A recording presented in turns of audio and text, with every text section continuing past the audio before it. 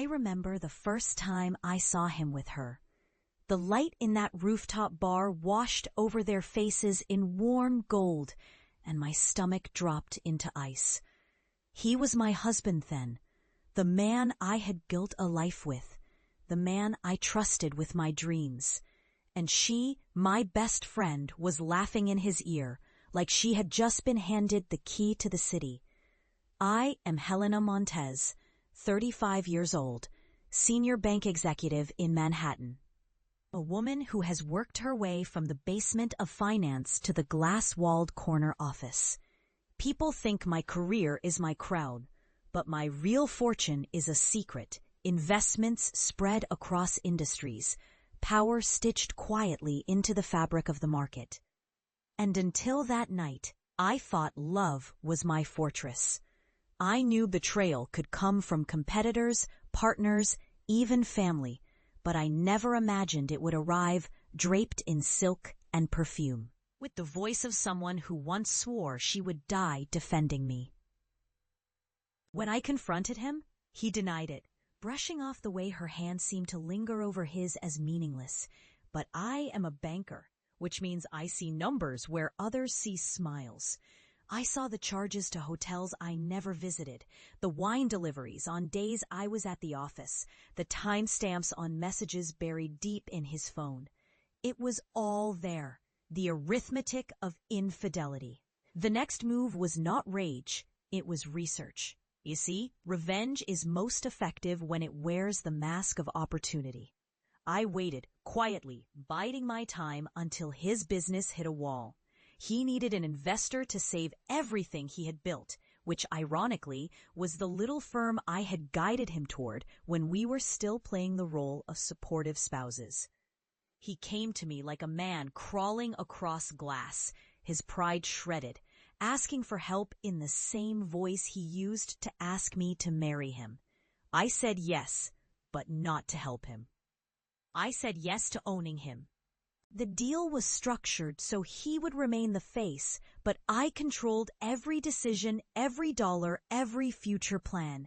That first board meeting after the ink dried was a performance I will never forget. He sat across from me in his tailored suit, realizing for the first time exactly what he had signed away.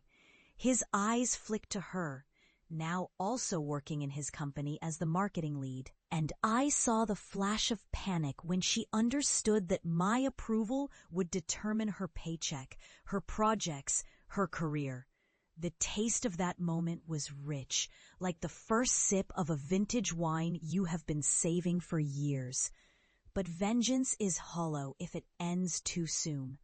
Over the next year, I made strategic moves, not to ruin them instantly, but to bind them to me completely. Bonuses tied to performance goals only I could unlock, travel budgets that required my signature, meetings scheduled at times designed to pull them from whatever cozy little bubble they thought they could build inside the walls of my empire.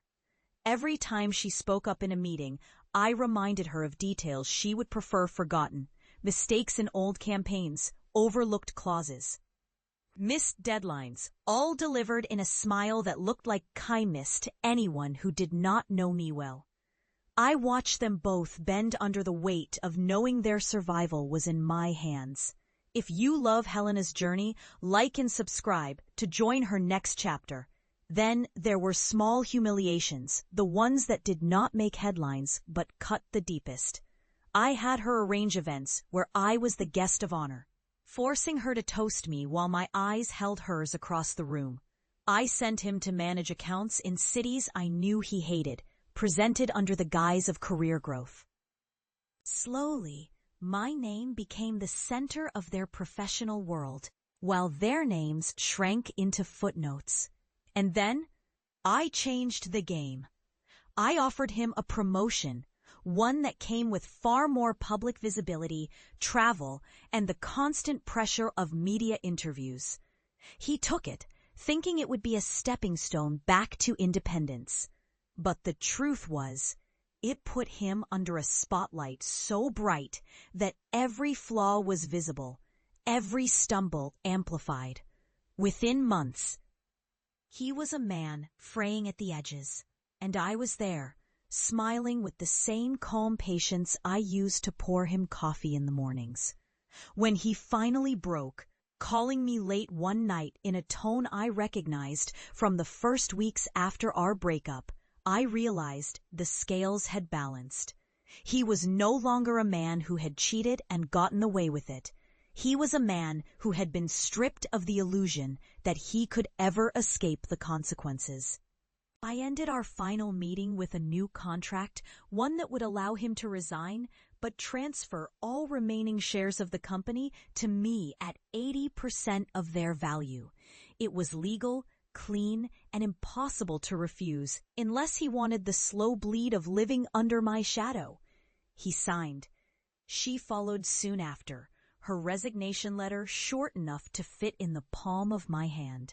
Justice is a word people throw around casually, but when you have lived through betrayal, true justice is precise and cold. It does not rush. It does not shout. It arrives with the sound of a pen against paper, the taste of victory that even champagne can never deliver, and the knowledge that you have ended the game without breaking a sweat. As for him, he does not work in finance anymore. He teaches small business management at a local community college, and I hear the students admire his insight. Sometimes, late at night, I wonder if he remembers the rooftop bar and the way she leaned into him. Sometimes I wonder if he sees my name on the skyline in the city and thinks about the moment he walked into my office, thinking I was his savior. But I do not dwell. My life is richer now, not because I took revenge, but because I turned their betrayal into leverage. And in my world, leverage is everything. If you want to hear how I turned my next enemy into my greatest ally, stay close. Helena Montez always has another move waiting.